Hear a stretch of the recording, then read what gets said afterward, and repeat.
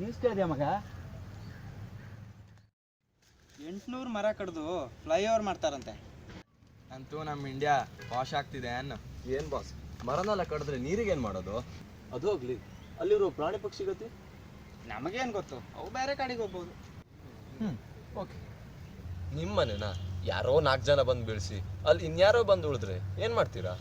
ಪ್ರಾಣಿಗಳ ಮನೆನೆಲ್ಲ ನಾಶ ಮಾಡಿ ಆಮೇಲೆ ಅಲ್ಲಿ ಹುಲಿ ಬಂತಂತೆ, ಅಲ್ಲಿ ಆನೆ ಬಂತಂತೆ ಅಂತೆಲ್ಲ ಟಿ ವಿಲಿ ಬ್ರೇಕಿಂಗ್ ನ್ಯೂಸ್ ನೋಡಿದಷ್ಟೇ ಆಗಲ್ಲ ಕಣೋ. ಸ್ವಲ್ಪ ಯೋಚನೆ ಮಾಡ್ರು. ಅರ್ಥ ಆಗಲಿಲ್ಲ ಬಸ್. ಯಾವ ಕಾಲೇಜ್ ಗುರು ನಿಂದು? ಯಾಕೆ? ನಾಳೆಯಿಂದ ಕಾಲೇಜಿಗೆ ಹೋಗಬೇಡ.